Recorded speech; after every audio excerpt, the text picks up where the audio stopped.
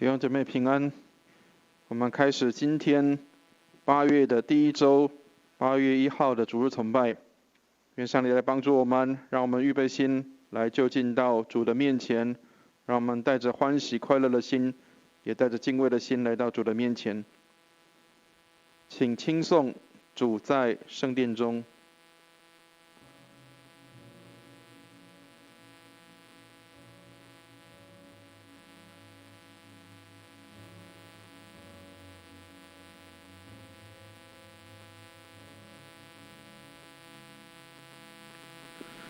主在圣殿中，主在圣殿中，普天下的人，在主面前都应当肃静，肃静，肃静，应当肃静。阿门。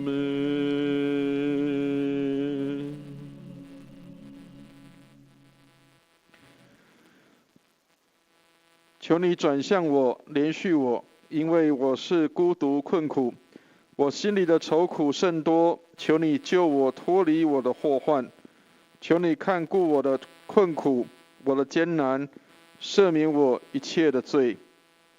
阿们。我们一起来祷告。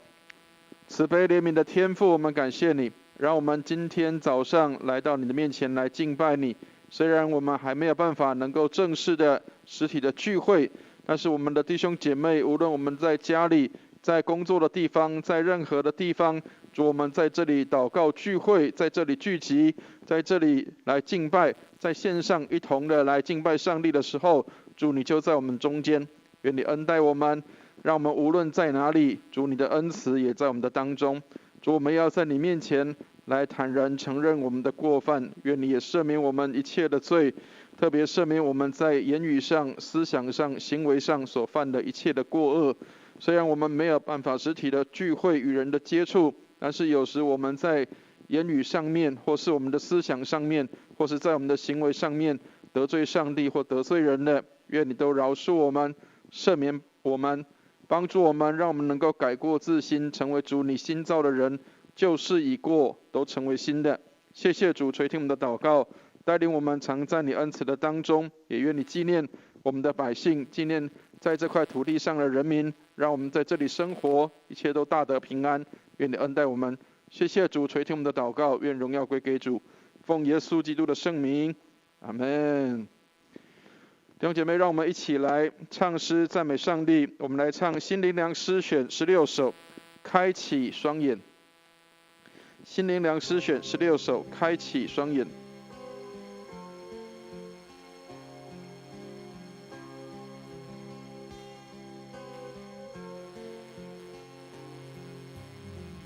开启双眼，仰望神的荣耀，扬声欢呼，赞美荣耀君王。主，我爱你，我赞美你，哈利路亚，我称颂你。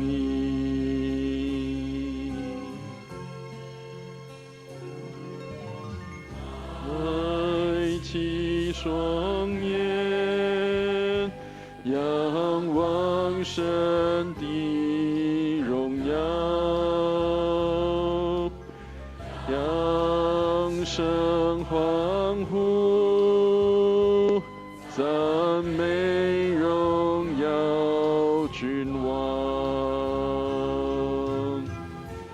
主，我爱你，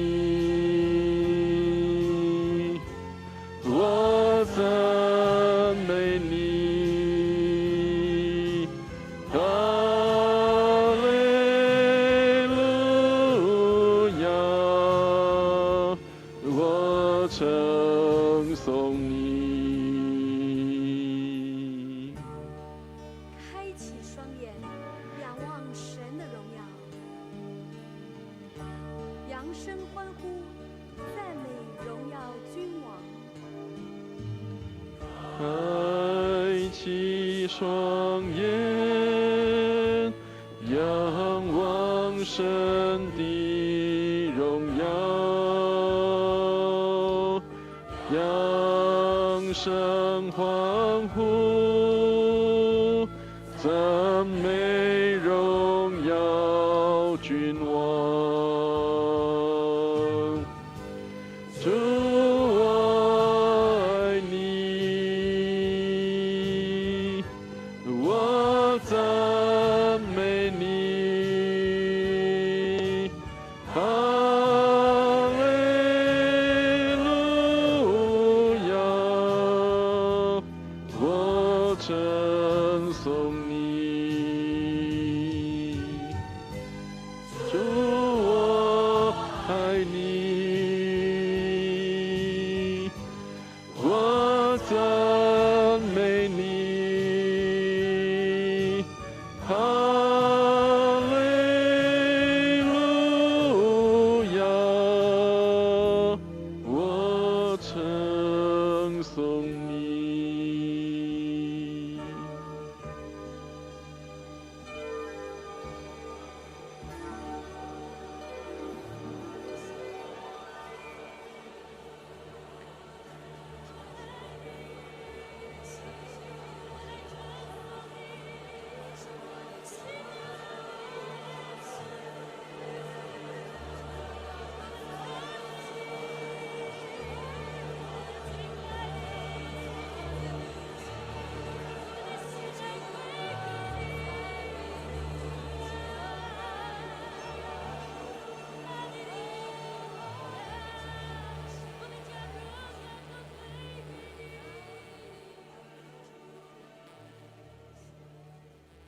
感谢主，圣经上告诉我们说，上帝是用以色列的赞美为宝座的。当我们荣耀赞美上帝的时候，上帝就在我们中间。我们一起来用使徒信经宣告我们的信仰。我们来看使徒信经，在我们的投影片上面，或是在周报的封底的地方，我们一起来读使徒信经，我们一起来同诵使徒信经。我们一起念，请。我信上帝，全能的父，创造天地的主。我信我主耶稣基督，上帝的独生子，因圣灵感孕，由童贞女玛利亚所生，在本丢比拉多手下受难，被钉于十字架，受死，埋葬，降下阴间，第三天从死人中复活，升天，坐在全能父上帝的右边，将来必从那里降临，审判活人死人。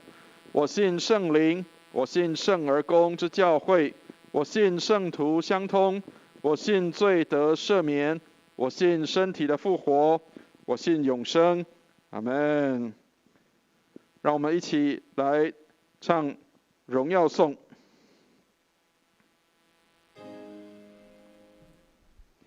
但愿荣耀归于父子圣灵，父子圣灵，起初这样，现在这样，以后也这样，永无穷尽。阿门，阿门。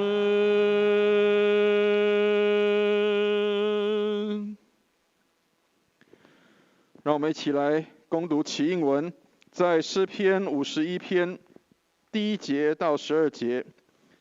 诗篇的51篇第1节到12节。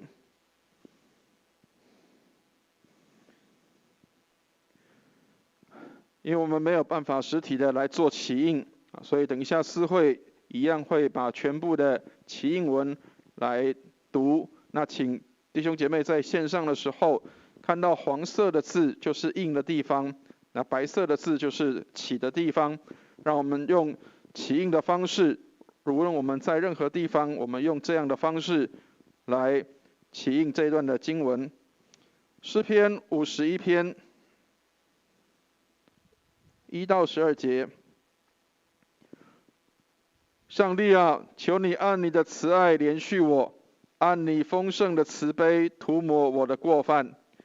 求你将我的罪孽洗除净尽，并解除我的罪，因为我知道我的过犯，我的罪常在我面前。我向你犯罪，唯独得罪了你，在你眼前行了这恶，以致你责备我的时候显为公义，判断我的时候显为清正。我是在罪孽里生的，在我母亲怀胎的时候就有了罪。你所喜爱的是内里诚实，你在我隐秘处必使我得智慧。求你用牛膝草洁净我，我就干净；求你洗涤我，我就比雪更白。求你使我得听欢喜快乐的声音，使你所压伤的骨头可以踊跃。求你掩面不看我的罪，涂抹我一切的罪孽。上帝啊，求你为我造清洁的心，使我里面重新有正直的灵。不要丢弃我，使我离开你的面，不要从我收回你的圣灵。求你使我仍得救恩之乐，赐我乐意的灵扶持我。阿们。我们一起来祷告，愿上帝来祝福我们，透过我们的祷告祈求，让我们能够将一切所需要的告诉上帝，也把我们所关心的事项来带到主的面前。我们一起来看到我们的周报或者是我们的投影片上，我们就有这个我们的代祷的意向。那请我们一起来为这些的事项来祷告。亲爱的天父，我们感谢你，让我们能够举起手来，为许多的需要来祷告，也为着在各个国家各地的百姓，万国万邦，我们能够举手向主献上祷告。愿你来帮助我们，让我们能够关心不单是我们自己的国家，也关心在各个地方的需要。主，我们为着在非洲的国家尼日共和国，我们为他们来祷告。愿你恩待这个国家的百姓能够蒙恩，使这个国家的百姓能够靠主，能够来认识上帝，并且能够有许多的宣教士能够在那里带来福音的信仰，能够让许多人在那里得益处、得帮助。主，我们也要为着我们的桃园卫理堂在北山教区的教会来向你献上祷告，愿你恩待我们。今天是金美景牧师的上任，愿你恩待他，让他能够开始来带领我们的桃园卫理堂，能够更加的健壮蒙恩。并且主，你将得救的人天天加添在这个教会里面。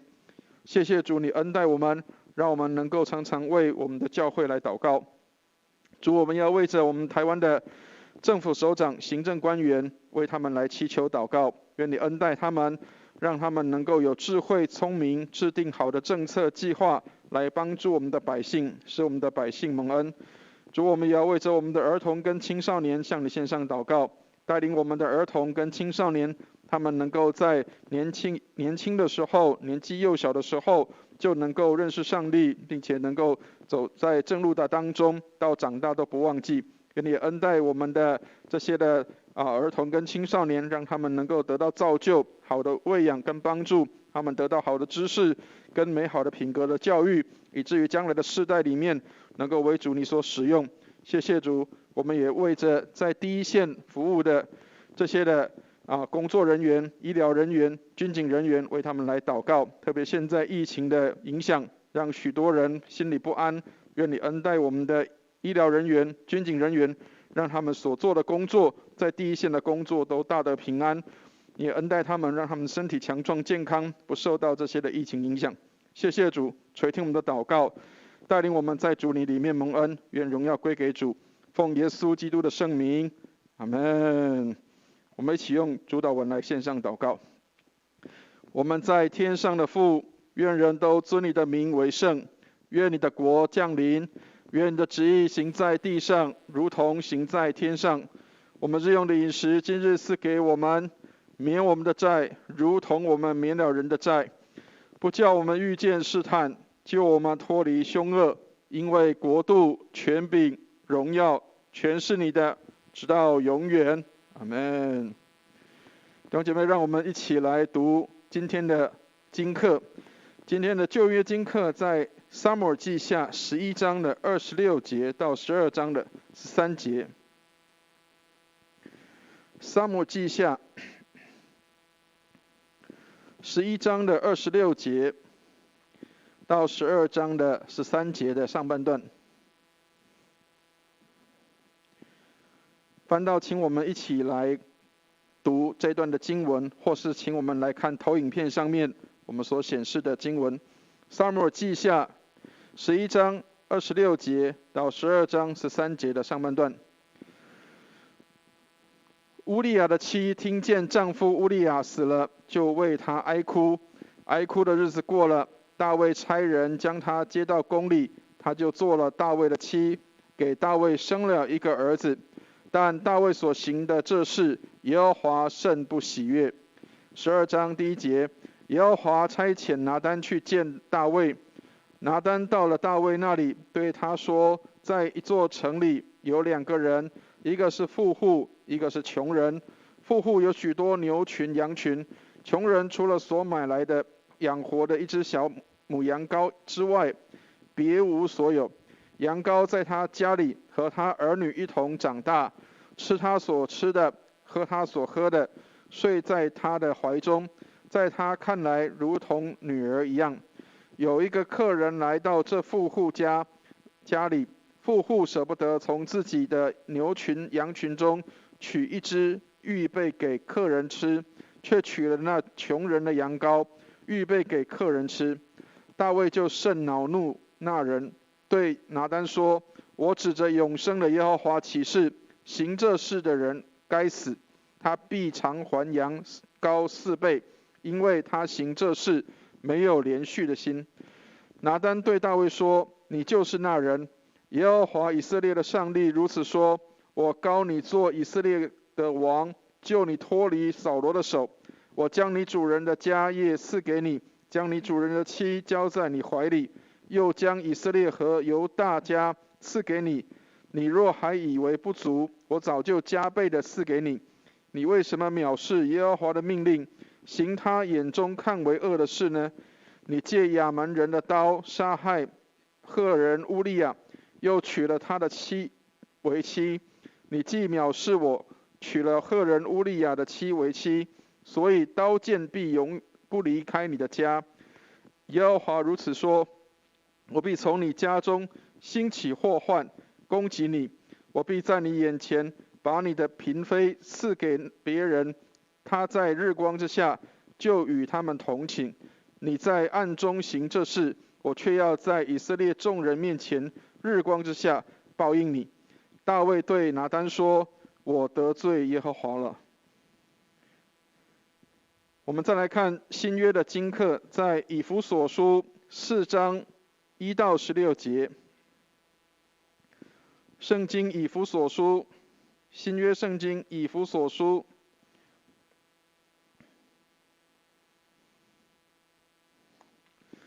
第4章1到16节。一样，我们请大家看投影片，或者是请跟着思慧在这边来读这一段的圣经。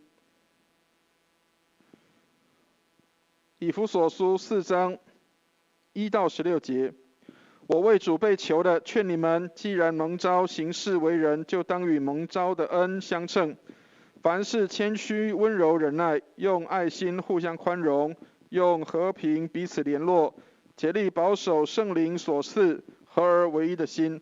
身体只有一个，圣灵只有一个，正如你们蒙召同有一个指望，一主、一信、一喜、一上帝，就是众人的父，超乎众人之上，冠乎众人之中，也住在众人之内。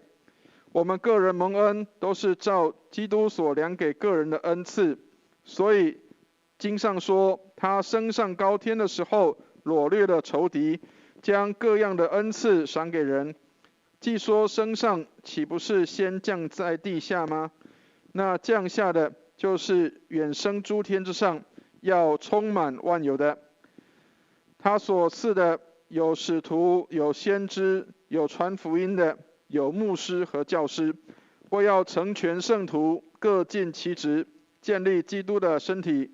只等到我们众人在真道上同归于一，认识上帝的儿子，得以长大成人，满有基督长成的身量，使我们不再做小孩子，中了人的诡计和欺骗的法术，被一切异教之风摇动，飘来飘去，就随从各样的异端，唯用爱心说诚实话，凡事长进，连于元首基督，全身都靠他联络的合适，百节各按各职，照着个体的功用，彼此相助，便叫身体渐渐增长，在爱中建立自己。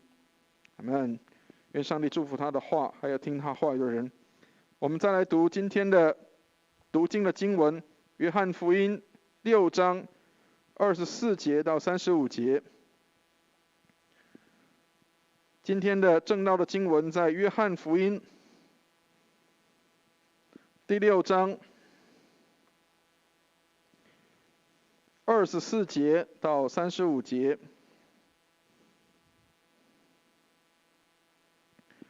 请我们跟着投影片，或者是一样跟着圣经上的经文，我们一起来读。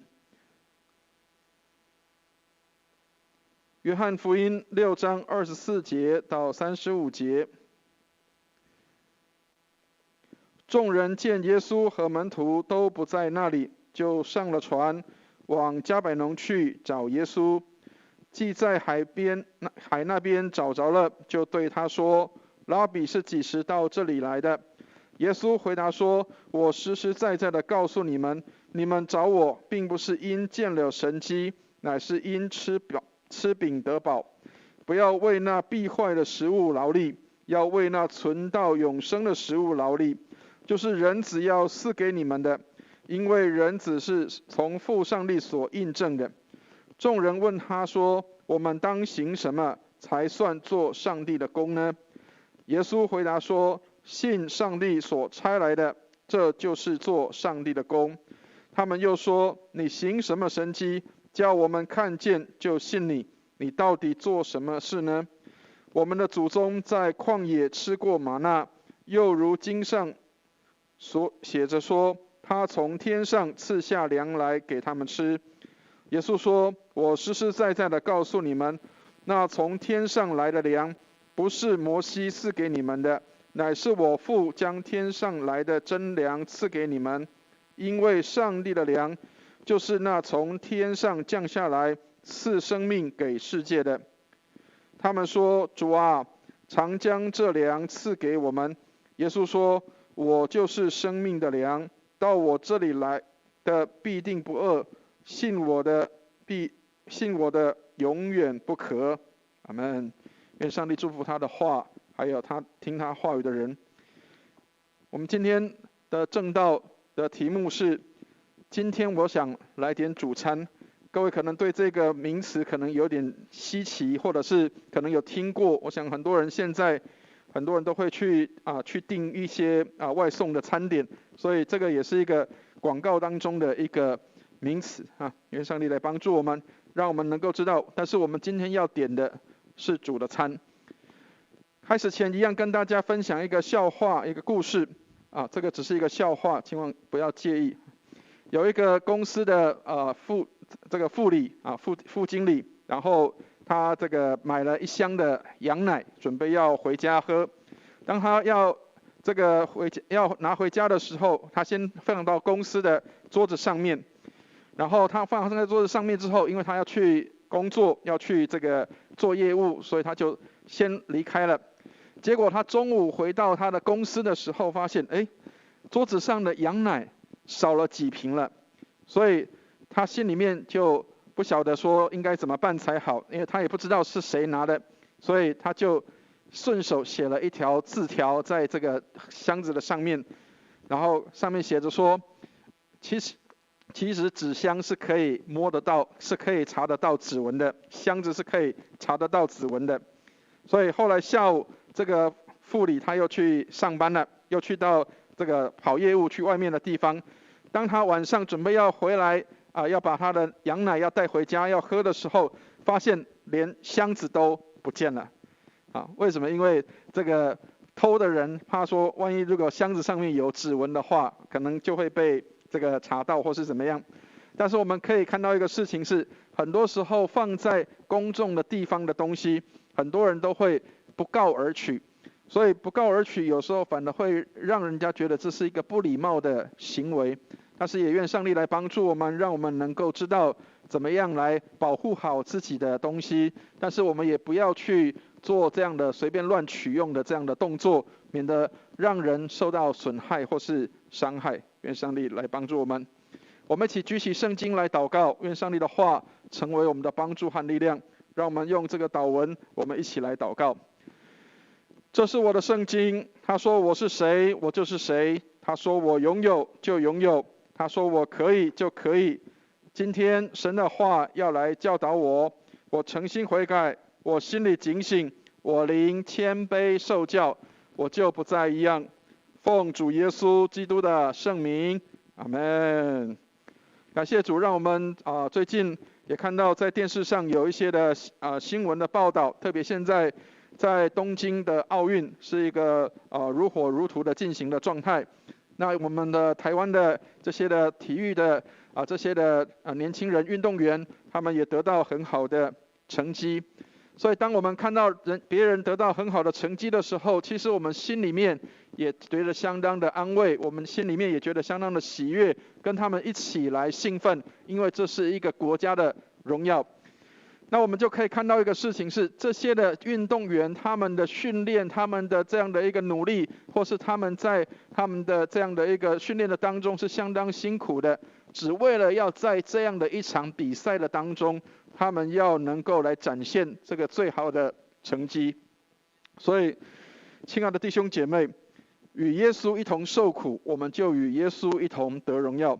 耶稣在地上的生活33年半的时间，他在地上每一天，当他开始来服侍上帝的时候，每一天都成为他的一个在工作上面、服侍上面，他尽忠心在那里来摆上，以至于虽然遇到苦难，虽然遇到愁苦，虽然遇到这些的伤害，但是他仍然勇往直前去完成上帝的工作。所以愿上帝来帮助我们，与耶稣一同受苦，我们就与主耶稣一同得荣耀。也许信仰的路并不是那么好走，有时候我们可能走在信仰的路上，别人不一定认同，别人不一定能够接受我们，但是我们所要得的是那个将来极重无比永远的荣耀。所以不但是在圣经里面告诉我们说，这个操练这个身体益处还少，但是操练心灵是凡事都有益处的。所以我们操练心灵，为的是要能够在这个将来比赛的时候，我们要得着那个成绩。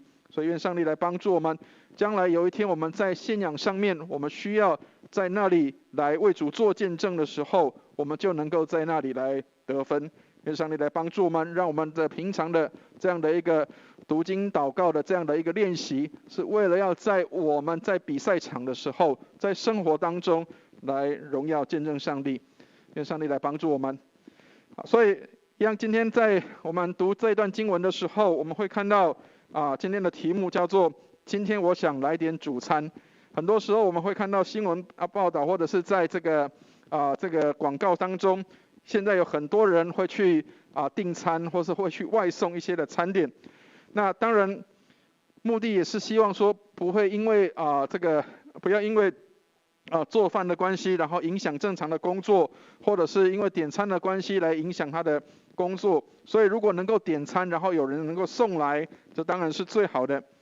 甚至连众人都希望说，如果可以每天吃到免费的餐点，或许更高兴。所以有很多的人期待，希望能够有这样不用去努力就可以得到美好的成果。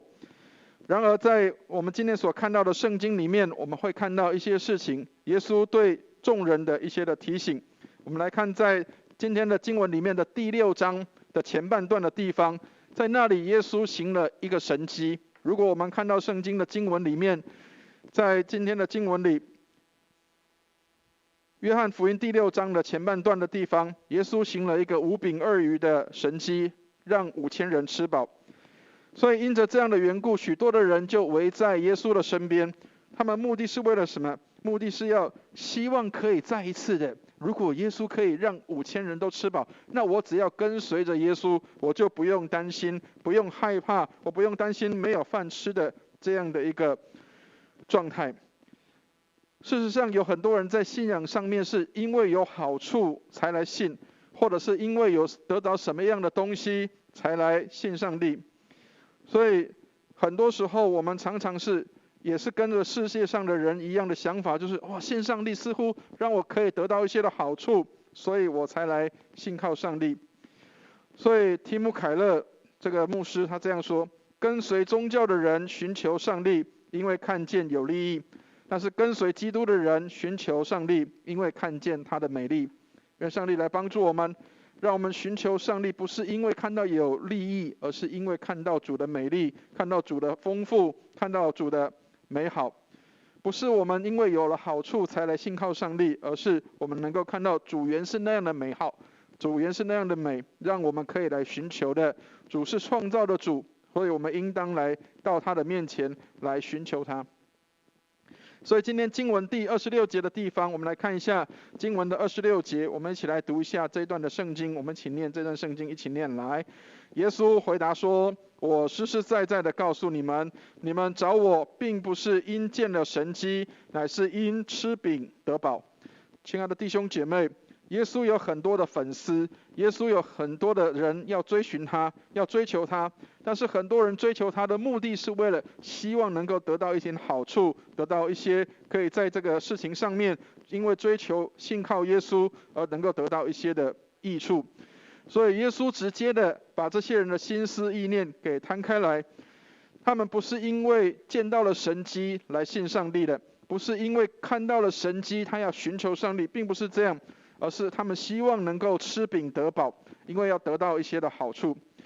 所以亲爱的弟兄姐妹，愿上帝来帮助我们，我们需要来反省跟自省，我们是因为寻求耶稣有好处，所以我们才来找耶稣，还是我们真正要去寻求上帝？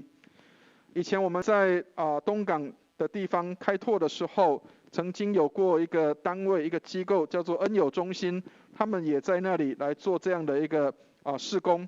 恩友中心是一个很好的一个机构跟教会，特别是照顾一些的街友跟照顾一些的比较贫穷的人。那当然他们在做礼拜的时候有一些的要求，他们每一天都要做礼拜。那当然每一天做礼拜的这个原因是因为他们期待来寻求帮助的人或是街友，当他们要吃饭之前，他们能够有一段的时间来敬拜上帝。但是有很多的人是投机取巧的。我知道跟这些的同工他们在谈话的时候，他们甚至会提到一些的事情，就是有很多的人，他们其实只是要来吃那一餐的饭，他们希望能够在那一天中午的时候或是晚上的时候，可以来吃到一份的午餐或是晚餐，但是他们并不要去做礼拜。所以很多人来到恩友中心，他寻求帮助，他并不是要去做礼拜，而是他要来吃饭得饱的。所以亲爱的弟兄姐妹，愿上帝来帮助我们，我们所要做的这些的工作，原是期待人除了能够来得着这样的一份餐点以外，能够让身体得饱，我们也期待弟兄姐妹能够在心灵里面得着饱足。但是有很多的人却是只要得着身体的饱足，但是却不愿意来得着心灵的满足。愿上帝来帮助我们。所以耶稣来，他要改变人的价值观，他要改变人的想法，他甚至也要改变人对于一件事情的看法，对信仰的认知，或是对信仰的一个误解。所以耶稣来，他做了一件事情。我们来看到耶稣对他的门徒所做的。耶稣对他的门徒做一个呼召，就是给他们的第一个功课，就是来跟从我，我要叫你们得人如鱼一样。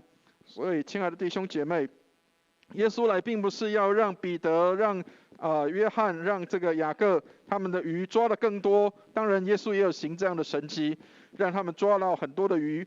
但是，耶稣要行的神迹，不是只有让他们要来得到这个鱼，而且他们要得着的是要得人。所以，从得鱼变成得人，让他们的生命做一些的调整跟改变。过去是用利益为主的，但是现在却是要以人为中心的，以上帝为中心的。所以，亲爱的弟兄姐妹，我们的信仰是因为有好处才信上帝，或者是因为我们能够爱上帝，能够知道上帝是一切的美好，所以我们喜爱这样的美好，我们喜爱上帝的美好在我们的里面。愿上帝来帮助我们，让我们能够看到我们自己的这样的一个属灵的动机，我们是什么样的一个动机在我们的心里面。所以耶稣提醒这些跟随他的人说，不要为那必坏的食物劳力，要为那存到永生的食物劳力，就是人子要赐给你们的。亲爱的弟兄姐妹，很多人误解这段的圣经说，好像以为耶稣不要我们在生活上去努力。其实并不是这样，耶稣不是叫我们不要努力，而是要花更多的心思来去追求那个永恒的事物。在相较的当中，在相比较的当中，不要把你的全部的心思意念都放在追求利益上，都放在会毁坏的、会过去的必坏的那个食物，而是要去寻求那个永远不坏的，是不会去坏掉，会存到永远的食物。所以，亲爱的弟兄姐妹，愿上帝来帮助我们。我们的工作跟我们的信仰生活其实是不相冲突的，但是很多时候我们可能是过于重这个轻那个，或是过于去投入在某一些的事情上，而少去平衡在某一些的事情上面。所以这里有一段很好的讯息，这个是论坛报给我们的一个很好的讯息。他说，工作是一个神圣的呼召，有比赚钱更大的意义。所以能够有工作，这是上帝给我们的一个呼召。当我们能够投入在一个职场、职业跟工作上的时候，这是上帝给我们的呼召。但是有时候这样的呼召，它所带来的价值是比价格更高的。所谓的价格，就是领多少钱做多少的事情。有很多人他所做的工作，或许他是领到的钱不多的，但是他却很愿意去做这样的事，去服侍这样的事情，他愿意投入在那样的一个事情上面。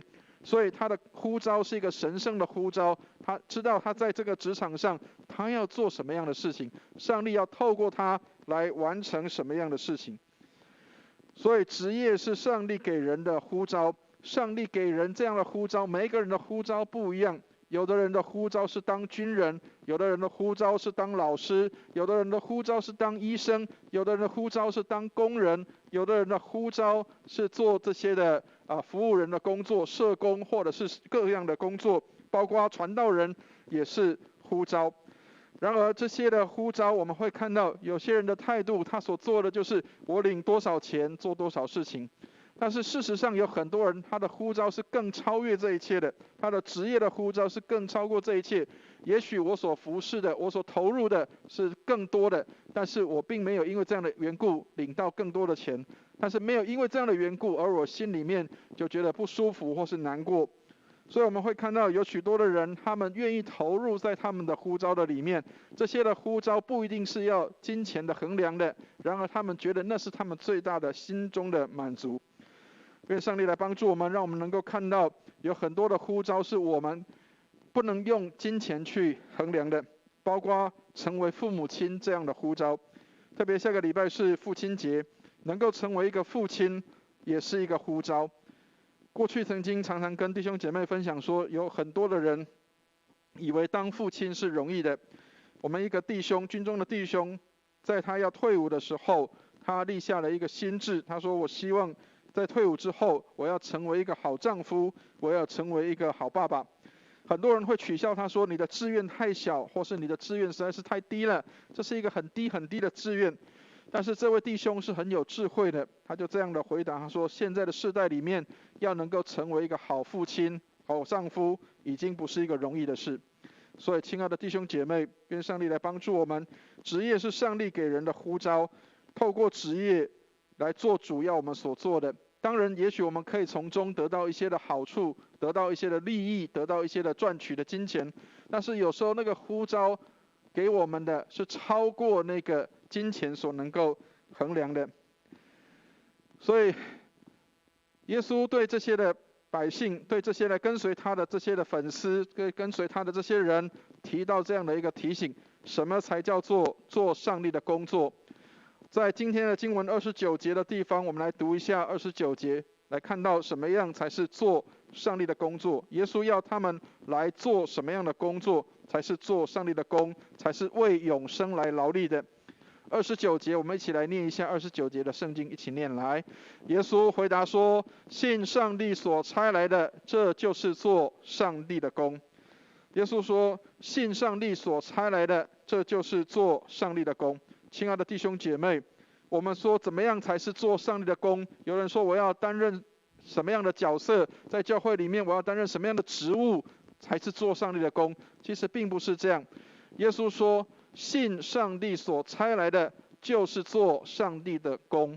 所以最简单的工就是信上帝，能够得到上帝所喜悦的有果效的工也是信上帝。所以不是我们做了很多的劳力，不是我们做了很多的服事，不是我们做了很多的工作来叫做做上帝的工。唯一的一件工作就是信上帝所差来的。以前我在嘉义的时候，曾经带过一个弟兄在做这样的一个这个造就，信仰的造就。那他就曾经问过我一个问题，他说在我之前曾经有一个传道也是要带他，然后这个传道就告诉他说，你要上完这个108课的课程之后，你才能够来受洗成为基督徒。所以这个弟兄他就问我，他说牧师，是不是我要上完这么多的课程，我才能够来受洗成为上帝的儿女？我说亲爱的弟兄，不是这样，其实不是108课，其实只有一课，那一个功课就是信上帝的课。所以当你信上帝的时候，只有这一课你就完全了所有的功课。所以愿上帝来帮助我们，不是我们要上很多的造就课程，不是我们要做很多的这样的服事才能够做上帝的工。真正做上帝的工只有一样，就是信上帝所差来的，就是信耶稣。信耶稣就是做上帝的工。所以亲爱的弟兄姐妹，无论我们的各样的造就训练，只有一个目的，就是信耶稣就是做上帝的工。所以如果我们的造就，我们的训练没有办法让我们信耶稣，那就不是做上帝的工。所以愿上帝来帮助我们，做上帝的工就是要信上帝能够做工的。上帝是做工的上帝，他是做奇妙事的上帝。所以在这边爱德华兹这样说，耶稣基督他血的宝贵，他义的功劳，他受创的信实浩大，所以无穷无尽的高过我们重罪累积而成的高山。所以真正工作不是我们的工作，做一切的工作是上帝的工。上帝完成我们没有办法所做到的工作，不是我们的工作能够来满足上帝的要求，而是耶稣基督他的牺牲，他在我们他在十字架上的这样的一个流血，他的义的功劳，以至于取代了我们这些的累积起来好像高山一样的这样的罪。所以除去一切的罪，不是我们做了多少的工，而是上帝的工作，是耶稣的工作。所以他的爱跟信实的浩大，以至于远超过我们所有这一切的罪。愿上帝来帮助我们，因为耶稣为我们死了，所以上帝的工就在这个地方就显出来。不是我们做上帝的工，是我们信上帝才是我们的工。但是这个工也是从上帝那里来的。所以在经文当中我们会看到，这些的跟随的人，他们仍然不放弃，他们仍然希望可以从耶稣那里能够得到一些的好处。所以31节的地方我们来看到，他们来问耶稣这样的事情。31节，我们一起来读一下31节这段的圣经，一起念来。我们的祖宗在旷野吃过玛纳，如经上写着说，他从天上赐下粮来给他们吃。这些的以色列人，这些的犹太人，他们清楚知道圣经里面所启示的，他们知道说，在他们祖先的时代里面吃过玛纳，这个玛纳是从天上降下来的，是摩西给他们的，他们认为这是摩西所给的这样的食物。然而耶稣给他们这样的一个提醒，他说这不是摩西给的，而是上帝所给的。在诗篇的78篇24节里面就提到这一节经文，他说他从天上赐下粮来给他们吃。所以赐下粮来给人可以吃得饱足的，不是摩西的工作，而是上帝的工作。所以吃了玛纳还是会再饥渴的，还是会再饿的。然而上帝要给我们的是我们所真正需要的，上帝要供应我们的不是只有在物质上的需要，而是我们真正的在我们的生命当中所需要的那样，也不是按着我们所想要的。上帝不是从天上降下牛肉面，或是降下什么样的美好的餐点，而是降下给我们所需要的。愿上帝来帮助我们，玛纳吃了还是会再饿，这个一般的水喝了还是会再渴。然而上帝要给我们的却是一个完全的，是不会再饥渴的这样的一个粮食。然后这个粮食是什么？我们来看一下，在第33节的地方，我们来看一下33节的这段的圣经，我们一起来念一下33节，一起念来。因为上帝的粮就是那从天上降下来赐生命给世界的。所以亲爱的弟兄姐妹，上帝的粮就是那从天上降下来赐生命给世界的。耶稣在讲的就是他自己，他就是上帝的粮，他是从天上降下来的，而且要把生命来赐给这个世界。所以基督是我们的无酵饼，他是纯诚真实的无罪的生命的供应，绝对的纯洁，是没有掺杂的。所以亲爱的弟兄姐妹，世上的粮，世上的一些的心灵的粮食，或者是心灵的鸡汤，有一些东西会是掺杂的。然而上帝的粮是从天上降下来，要赐生命给世界的。真正的粮是上帝所赐的，是从天上下来的，而且要赐给人生命。所以亲爱的弟兄姐妹，很多的人寻求一些别的帮助，或是刚刚提到很多人要上一些的正能量课程，或者是要上一些希望让自己可以充电的课程。但是这些的课程或是这些的内容或许对心灵有一些的帮助，但是真正的粮食是要给我们的，是从天上来的，而且是赐给人生命的。愿上帝来帮助我们，我们不是要去寻求那个短暂的，或是刺激的，或者是某一些好处的，我们所要寻求的是那个纯洁的，没有掺杂的，从天上降下来要赐给人的这样的一个生命的粮食。所以每当我们接受基督做供应的时候，我们就接受一个无罪无效的生命。愿上帝来帮助我们。在过去的以色列人的认知里面，在过这个逾越节的时候是不能够吃有效的东西，表示这个是要脱离罪的这样的一个状态。所以接受一个无罪无效的这样的一个生命，表示是一个纯全的完全的生命。所以圣经上面说，这个从天上降下来赐生命给世界的，耶稣在讲的就是引到他自己，他就是那个从天降下来，而且能够成为无罪的、没有效的这样的一个生命，使人能够因着他得到帮助，能够得到生命，能够得到这样的一个丰富。所以我们来看到在最后一节的地方，35节，6章35节，在这里我们就看到耶稣所说的就是指他自己。我们一起来看一下这一节的圣经，我们一起来读这一节圣经，一起念来。耶稣说，我就是生命的粮，到我这里来的必定不饿，信我的就永远不渴。所以耶稣就指着他自己说，我就是那个生命的粮，所以到我这里来的必定不饿，信我的永远不渴。所以愿上帝来帮助我们，让我们看到来到主这里的，他说耶稣说到我这里来，意思就是信他的，所以信我的跟到我这里来是一样的意思。耶稣说到我这里来的必定不饿，信我的必永远不渴。所以愿上帝来帮助我们，跟随耶稣不一定叫我们每一天能够吃大餐，信靠耶稣不一定我们每一天能够在物质上是丰富的，然而在我们的灵里面却是真正的满足的。所以曾经有一个神学家叫巴斯卡，这个人他这样说，他说上帝在人的心里面造了一个空缺，唯有他自己才能够来填满。所以愿上帝来帮助我们，如果不是透过耶稣来满足，我们有很多事情是没有办法得满足的。所以耶稣除了他自己要来满足所有的人以外，他是从天上所赐下上帝的粮，然后透过圣灵，他要把这样的一个粮永远的赐在我们的里面，是没有限量的。所以 John Owen 这个牧师这样说，基督领受圣灵，然后赐恩典的泉源是没有限量的，它是被充满，是为了预备来供应他人的匮乏。所以亲爱的弟兄姐妹，愿上帝来帮助我们，让我们能够得着这个恩典的泉源是没有匮乏的。吃了世上的食物还会再饿，还会再渴，然而吃了神所赐的这个没有限量的食物是永远不饿不渴的。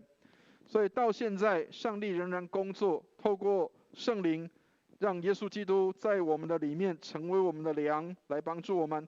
所以基督具有神的荣耀形象，它反映出上帝的一切的属性，而这个彰显在基督的位格，基督为我们成就的工作，及我们借着这些工作领受的这样的益处。所以真正的益处不是我们得到什么样的物质上的好处，而是让我们在灵里面，让我们在心里面，让我们在上帝的恩典的当中，我们看到基督在我们里面的工作，让我们的心能够得着完全的饱足。所以亲爱的弟兄姐妹，愿上帝来帮助我们，让我们从今天的经文里面来学习，看到几个信心的功课。第一个，信耶稣不是为了要求地上的好处，当然信耶稣有时候也会有地上的好处，但是让我们能够来提醒自己，信耶稣不是因为有好处来信耶稣的。所以宗教是叫我们夸耀自己所做的，很多人信的是宗教，而不是来信耶稣，不是来信福音。宗教是为了夸口我们自己所做的，好让我们能够得到一些的好处。有的人希望得名声，有的人希望能够从中获到一些获利。然而宗教是夸口自己，福音却是夸口基督。所以愿上帝来帮助我们，让我们所夸口的不是我们自己，而是来夸口基督。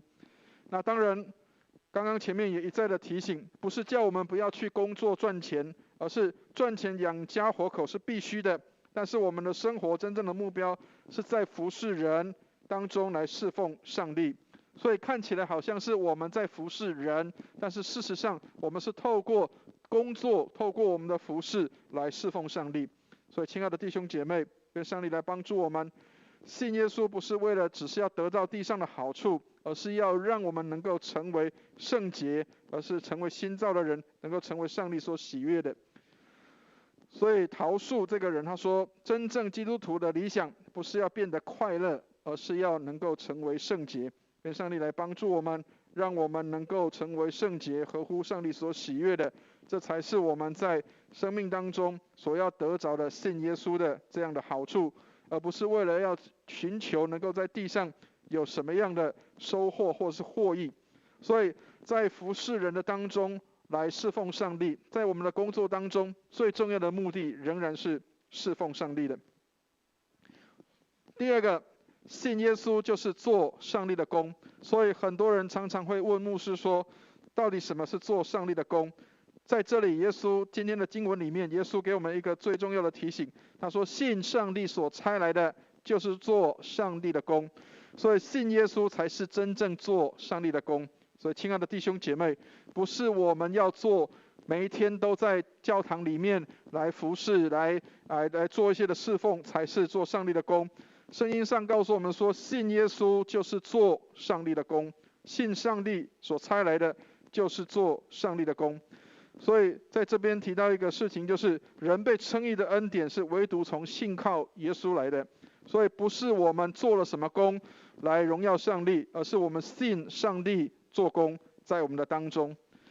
所以在圣经上面，我们看到约翰福音的第1章里面，施洗约翰就这样的告诉当时他的门徒，还有告诉当时的众人，他为耶稣做见证。他说：“看啊，神的羔羊，除去世人罪孽的。”所以愿上帝来帮助我们，除去世人罪孽的，不是这个施洗约翰，也不是其他的老师，除去世人罪孽的只有耶稣基督。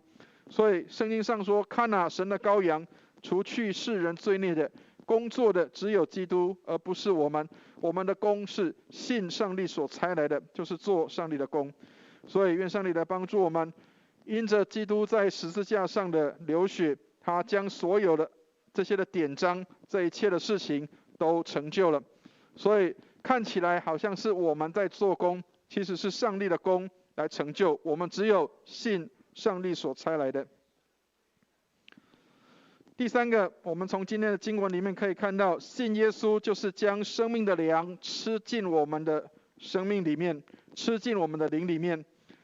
所以阿摩司书8章11节这样说：“人饥饿不是因为没有饼，人干渴不是因为没有水，而是因为不听上帝的话。”所以阿摩司书里面早就已经给我们提醒，饥饿跟干渴不是因为没有饼没有水，而是因为不听上帝的话。所以唯有把上帝的话吃进在我们的生命里面，才能够让我们的灵里不饥渴。所以我们来看到在这里提到说，主要将他的灵浇灌我们，将他的话来指示我们。在箴言的第1章23节里面就这样的提醒。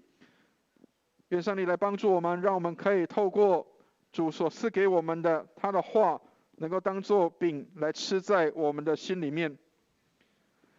最后我们来看到，我们的灵魂生命与稳妥全然依赖与主的相交。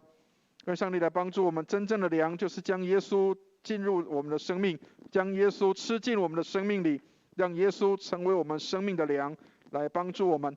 所以亲爱的弟兄姐妹，我们吃的任何东西会在饿，我们喝的东西还是会在渴，唯有与主的相交是不饥不渴的，让我们一直不断的有这样的丰富跟供应在我们的里面。所以最后我们来看到，基督的生命是可吃的，是我们生命的一切的供应。所以愿上帝来帮助我们，如果我们在世上一再的找一些的事物，想要来填满，发现填不到或是填不满的时候，让我们回到主的里面来，用主的话，让上帝能够安慰我们，来填满我们的心灵的需要。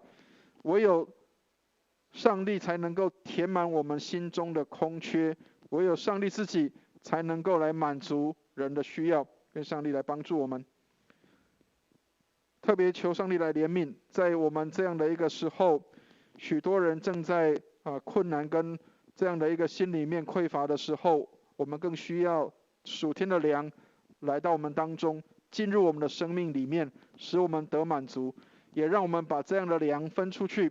耶稣用5饼2鱼的神迹也给我们一个提醒，我们里面若有生命的粮，让我们也分出去，以至于让人也能够来分享这样生命的粮，让他们也能够得饱足。愿上帝来帮助我们，我们一起来祷告。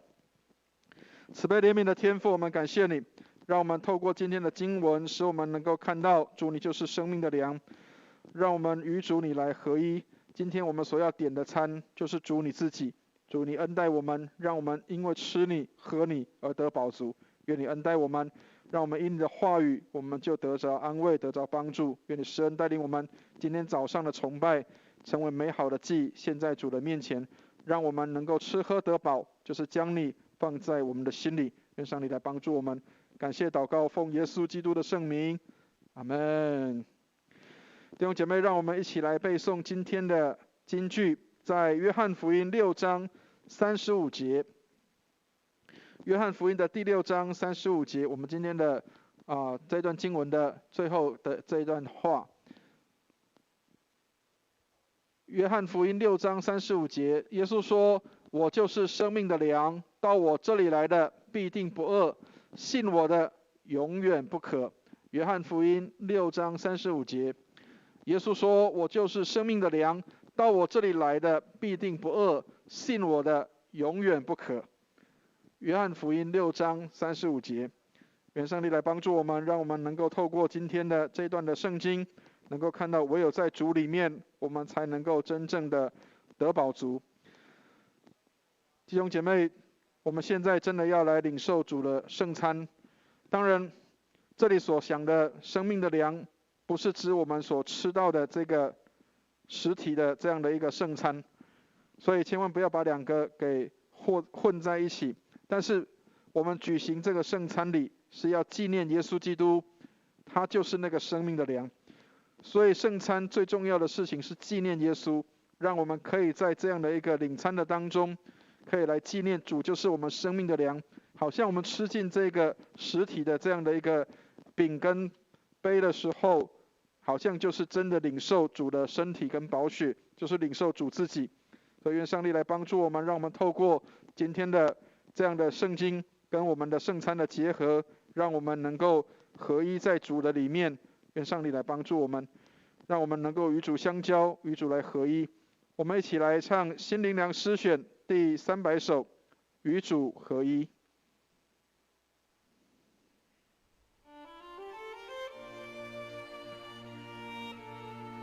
心灵粮诗选第300首，与主合一。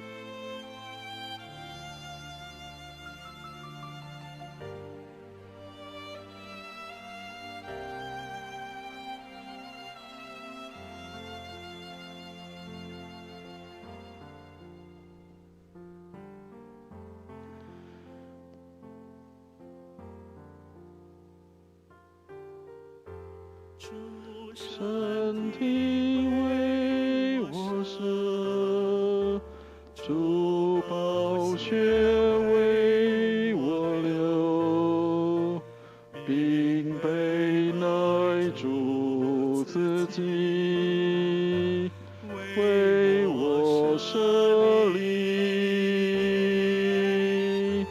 主亲手破这饼，主亲自递这杯，我吃喝这饼杯，与主合一。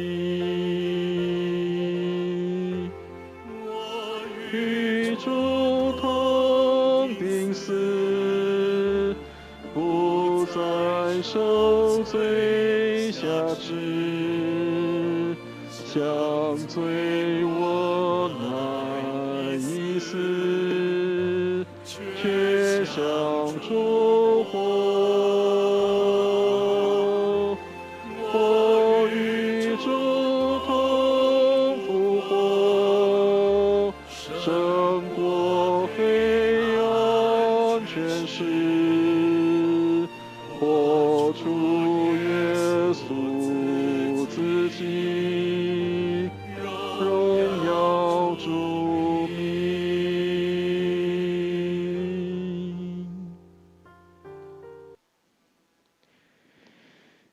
弟兄姐妹，让我们预备心来领受圣餐。每个月的第1周就是我们卫理公会的圣餐礼拜，但是我们不是要为了行礼如仪，不是为了今天我们要来到主的面前要点这个餐，因为这是一个很简单的小圆饼跟一个葡萄汁。当然因为疫情的关系，也打乱了我们很多的步调跟步骤，但是却也让我们发现在家里面，我们就成为教会，每一个人的家都成为了教会。所以成为父母亲的人，我们带领我们的孩子来到上帝面前来敬拜上帝，让我们的家庭也能够成为教会。所以有很多人这样说，魔鬼在那里取笑上帝说，你看我把教会的门给关了。然而耶稣却告诉魔鬼说，所有的家庭都成了上帝的教会。所以愿上帝来帮助我们，让我们的家庭能够成为上帝的教会。成为上帝的教会，不是用严格跟严厉的方式来带领我们的家人，而是用爱的方式。当然，爱不是因为我们要去滥爱，或者是要腐烂的爱，或者是叫做没有差别的爱，而是要让我们知道，基督为我们受苦，他自己成为那个榜样，所以也让我们来纪念在家庭当中常常为我们辛苦的这些的我们的家人，不管他是我们的父亲、母亲，或甚至是家里面的主要的经济照顾者，或者是在家里面照顾儿女的这些的我们当中的这些的家人亲人，他们的牺牲跟他们所做的都远超过他们的价格。所以刚刚提到了，有很多人是用价格来衡量工作，但是这个呼召如果不是因为看到那个价值，我们没有办法接受这样的一个呼召。作为传道人也是一样，并不是我们要因着我们的价格，因着我们的薪水多少来做上帝服事的工作，而是我们看重的是那个服事天上的上帝的那个价值，那才是我们真正要去看到的。愿上帝来帮助我们，或许价格跟不上那个价值，但是上帝帮助我们，我们看到的是那个属天的价值远超过所有一切的价格。愿上帝来祝福我们。我们今天要在线上来举行圣餐，所以愿上帝来帮助我们，让我们保持在线上与主的连结。虽然我们没有办法实体的来做这样的一个圣餐礼，但是让我们在家里面，也让我们能够来举行这样的圣餐礼，与主来合一。请听圣经的话，看啊，我站在门外叩门，若有听见我声音就开门的，我要进到他那里去，我与他，他与我一同坐席。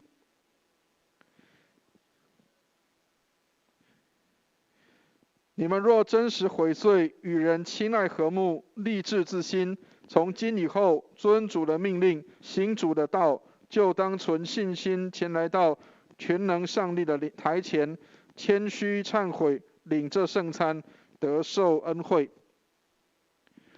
我们请来听认罪文，让我们一起用这个认罪文在神的面前来认罪祷告。无所不能的上帝，我主耶稣基督的父，创造万物、审判万人的主，现在我们承认及悔恨我们的种种罪恶，我们素来在思想上、言语上、行为上都有过恶，得罪主，干犯主的圣怒。现在我们诚意忏悔，求慈悲的父怜悯我们，为主耶稣基督赦免我们从前的罪，又赐恩典，叫我们从今以后改过自新，尊主的圣意，永远服侍主，将尊贵荣耀归于主的圣名。这是靠我主耶稣基督求的，阿们。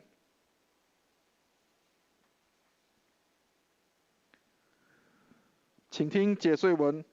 无所不能的上帝，我们的天父，主曾发大慈悲，应许将赦罪的恩赐给诚心悔罪、真实信靠主的人。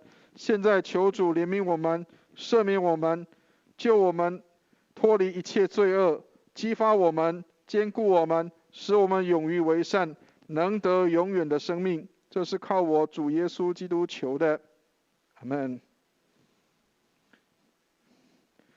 请听安慰的经文，请听圣经上对谦卑懊悔的人所说的话。若有人犯罪，在父那里，我们有一位中保，就是那义者耶稣基督，他为我们的罪做了挽回祭，不是单为我们的罪，也是为普天下人的罪。让我们一起来用心中仰望文来起应。你们心里当仰望主，我们心里当仰望主，我们当感谢我主上主，感谢我主上主是应当的。无论何时何地，感谢主圣父，无所不能、无始无终的上帝，这是理所当然的，也是我们本分所当做的。因此，我们和天使并天使长及天上的会众一同称颂，尊奉主荣耀的圣名，常赞美主说：圣哉，圣哉，圣哉！天地万军的主主的威严充满天地，愿荣耀归于至上的主。阿们。基督在十字架上替世人赎清罪孽，他又设立圣餐之礼，吩咐我们常常奉行，纪念他的受死，直到他再降临的时候，领受主所赐的这饼和酒，就是领受他的圣体与宝血。主耶稣被卖的那夜，拿起饼来，祝谢了，就拨开说：“你们拿着吃，这是我的身体，为你们舍的。你们应当如此行，为的是纪念我。”饭后又拿起杯来，祝谢了，递给他们说：“你们都要喝这杯，是我立新约的血，为你们和众人免罪流的。你们每逢喝的时候，要如此行，为的是纪念我。”阿们。我们一同来读谦恭敬主文。慈悲的主，我们到主的圣桌前，不敢靠自己的义，唯靠主的大恩典。唯主永无更改，常施怜悯，叫我们能领受上帝的爱子耶稣基督的圣体与宝血，使我们犯罪的身体和灵魂都可以被他的宝血洗清，而获得丰富的生命。我们就常住在基督里面，基督也常住在我们里面。阿们。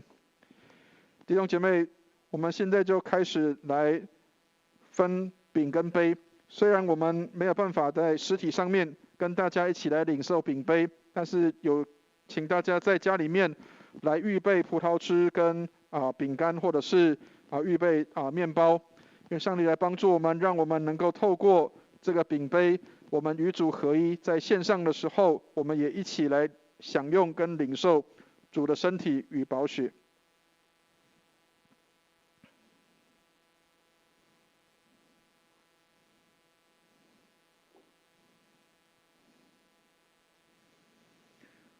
主耶稣说：“这是我的身体，为你们舍的，你们当如此行，为的是纪念我。这是我立新约的血，你们当如此行，为的是纪念我。”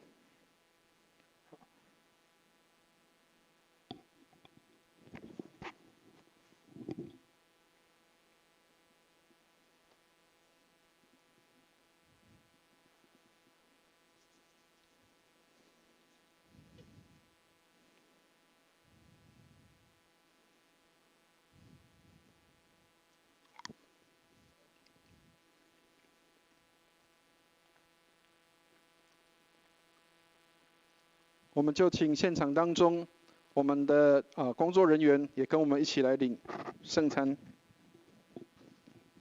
我们请依序到台前来领。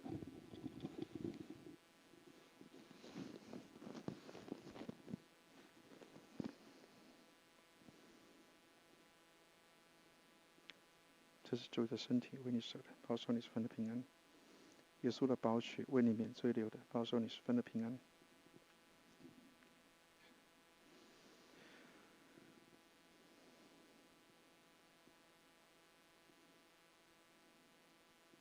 主耶稣的身体，为你舍的，保守你十分的平安。耶稣的宝血，为你免罪流的，保守你十分的平安。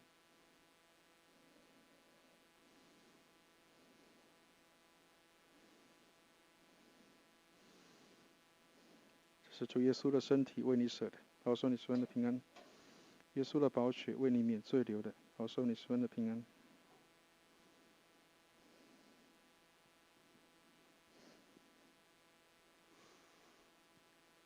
这是主耶稣的身体，为你舍的，保守你十分的平安。耶稣的宝血，为你免罪流的，保守你十分的平安。弟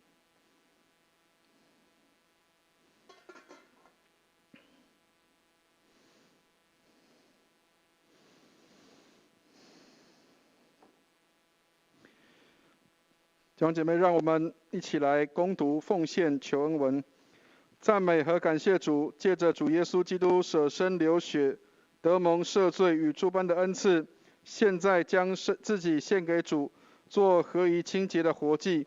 恳求主使我们得蒙主的大恩鸿福。我们罪恶深重，原不配来献祭于主，但我们求主接受我们区区的至诚，因我们主耶稣基督饶恕我们的过犯，所以唯有求主欢喜悦纳，不要计算我们的行为，但愿尊贵荣耀归于无所不能的圣父、圣子、圣灵三位一体的主，永世无尽。阿们。我们今天的圣餐到这边。弟兄姐妹，请我们一起来唱回应的诗歌。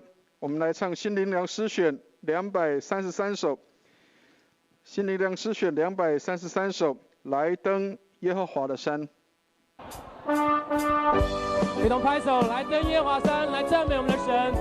我们可以跟着影片一起来唱这首诗歌，配得我们所有的敬拜。来唱来登耶和华的山。来吧，让我们登耶和华的山，奔向我们神的殿。来吧，来登耶和华的山。来吧，让我们登耶和华的山，奔向我们神的殿。他必将他的道教训我们，我们也要行他的道路，因为训诲必出于西安，耶和华的言语必出。让我们用喜乐的心来赞美我们的神，来登耶和华的山。来吧，让我们登耶和华的山，奔向我们神的殿。来吧，让我们登耶和华的山，奔向我们神的殿。他必将他的道教训我们，他必将他的道教训我们。对主说，我们要行你的道路，我们也要行他的道路，因为训诲必出于西安，耶和华的言语必出。让我们再次来登耶和华山好吗？欢喜快乐来登耶和华的山，哈利路亚！来吧，让我们登耶和华的山，奔向我们神的殿。来吧，让我们登耶和华的山，奔向我们神的殿。他必将他的道教训我们，他必将他的道教训我们。主，我们要行你的道路，我们也要行他的道路，因为训诲必出于西安，耶和华的言语必出耶路撒冷。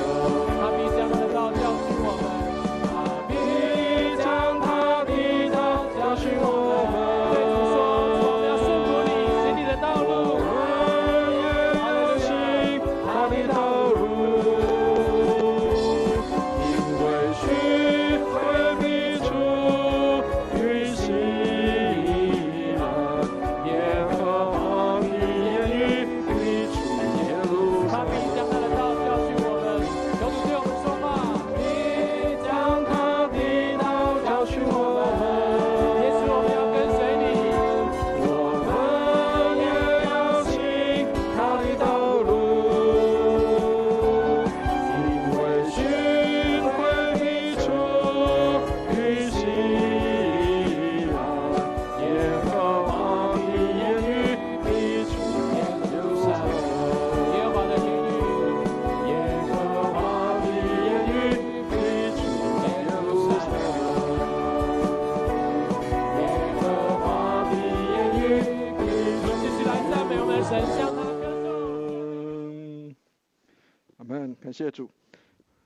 弟兄姐妹，让我们一起预备心，来奉献。虽然我们没有办法实体的奉献，那请弟兄姐妹来参照我们周报上的这个奉献的提醒。那还有我们在等一下的投影片的最后一页也会提到有关奉献的一些的账号或者是方式。那我们也请弟兄姐妹周间也可以来实体的奉献，所以请弟兄姐妹来做这样的一个安排，或者是合适你的方式来做这样的一个回应跟奉献。让我们一起来唱奉献诗，向主献成歌。但我向主所求，都是主赐的恩，但我所有都属于主，是主托付仆人。阿门。弟兄姐妹，让我们在奉献之后，我们一起彼此的问安。我们请大家可以透过 LINE 的讯息，或者是电话，或者是用简讯的方式，各样的方式，让我们能够在线上或是在网络上能够来彼此问安。弟兄姐妹，让我们能够来关心我们的教会消息，请大家来看到我们的教会消息的地方。那我们选重点在这边跟大家来做一个报告。那我们的国家的宣布降级的已经在2级的状态，但是我们需要观察到8月9号，所以请弟兄姐妹我们仍然要按照规定。那周间的聚会跟制服学院的活动可以为解封到室内50个人以下，那室外是100人，所以仍然要按照政府的防疫规定来办理。那我们在7月24号的时候，执事会已经宣布跟决议，我们在8月9号的时候，再考虑是不是按照规定来开放。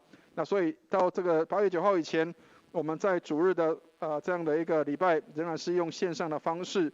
所以请弟兄姐妹，我们仍然能够按照这样的方式来进行。那我们在今天是8月的第1周的主日，感谢主，让我们可以在线上举行圣餐礼拜。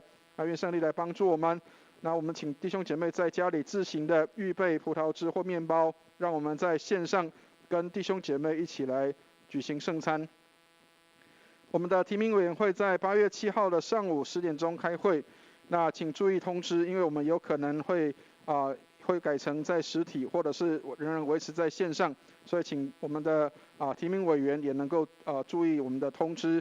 那8月8号的这个中午的时间11点半的时候，我们也会举行执事会，所以请我们的执事们也都能够来留步来参加。那我们的高雄区的牧者的我们每日的灵修短片已经结束了，那请各个小组回归到小组里面的读经的安排跟聚会，然后持续的每一天的读经跟祷告。那我们也请各个小组就预备开始能够实施这个实体的聚会。那但是如果没有办法确定的小组，也请仍然采取线上的聚会的方式。那一直到8月9号的时候，我们会做更进一步的这样的一个说明跟解封的状态。那我们也期待弟兄姐妹在家里面，我们的儿童跟青少年在家里面的教育仍然需要弟兄姐妹的投入跟关心。那请为我们的儿童事工来祷告。那制服医人学院已经陆续有一些课程恢复了上课，但是请仍然注意防疫规定那我们请我们的学生，不管是在家里面或是在实体的上课，我们都能够身体健康，也上帝帮助我们，让我们能够有平安，能够有很好的这样的课程的进行。那下个学期的新约导论课程，也请弟兄姐妹来注意时间，那能够尽早的开始来报名跟预备。那我们也期待弟兄姐妹能够每一天有固定的灵修读经。我们今天提到了上帝的话是我们每天的灵粮，所以愿上帝帮助我们，让我们每一天都能够在主里灵里得饱足。那8月21号我们有线上的姐妹夏令营，那讲员是我们的庞慧都跟还有叶小荣姐妹所以请我们当中的姐妹如果愿意的，请来向师母，像玉华师母或是慈梅组长来跟他们报名。那报名截止是8月10号。那8月8号我们有父亲节，就是下一周的主日，刚好是父亲节的时候，所以我们有几位弟兄要预备来讲他们的见证，所以请大家也的预备心来参加我们下一周的父亲节的这个见证活动。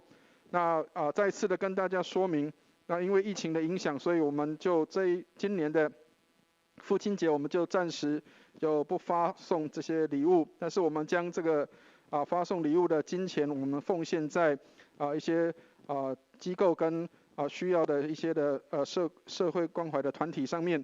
所以我们今年是为这个恒春基督教医院来做奉献。那下一周我们也会做这样的一个影片的分享，让大家可以知道恒春基督教医院的需要，也请大家来关怀这样的需要。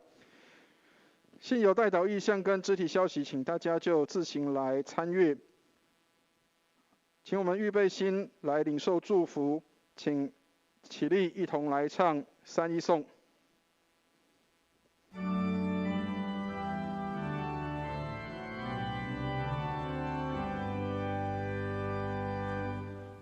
普天之下，万国万民，齐声赞美父子圣灵，三位一体，同荣同尊，万有之源，万福之本。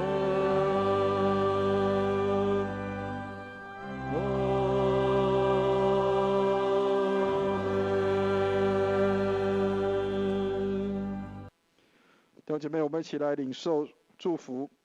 慈悲怜悯的天父，愿你将恩典从天上倾倒下来，祝福我们的弟兄姐妹，让我们每一天都从你那里获得天上的灵粮，还有获得生命的水，使我们得饱足，不再饥渴。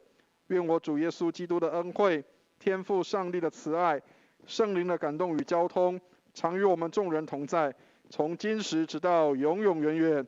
阿们。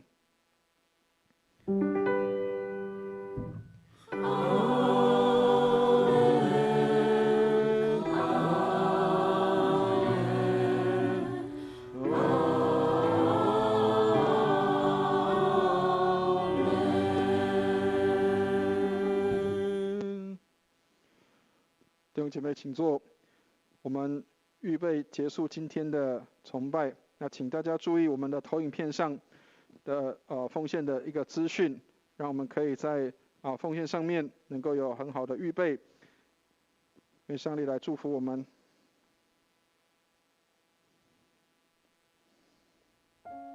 好，请待电乐之后，我们再离开